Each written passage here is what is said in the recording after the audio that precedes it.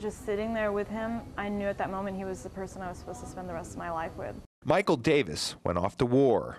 He was sent to Iraq, leaving new wife Taryn back in Texas. He explained what his mission was, which was clearing the roads of improvised explosive devices. One day, about a year after he left, two men showed up at Davis's home. It was a street light on these two men wearing the same uniform that I had married Michael in a year and a half before. They said the words that I think are burned into the minds of every military widow. The Secretary of Defense regrets to inform you that your husband was killed on mission in Baghdad, Iraq.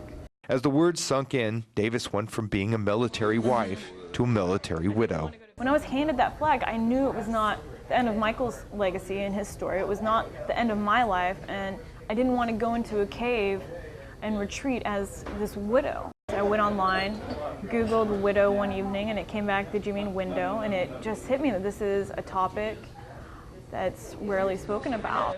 Davis sought solace in the company of the only ones who could truly understand her grief.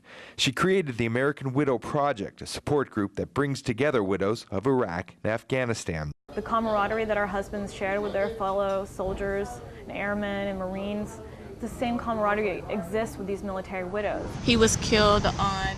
The women meet up across the country to surf, to remember, and to pursue dreams they had when their husbands were still alive. Davis even took up skydiving. I'll admit, the first time I did it, I was like, hey, you know, if the chute doesn't open, I'll be with Michael. But now she says the power of the group has given her the will to live. Even though we had been dealt these horrible cards in life, there was a way to turn it around and to take this tragedy and use it as a fuel to create an even more amazing life. Joe Rosado Jr., NBC Bay Area News.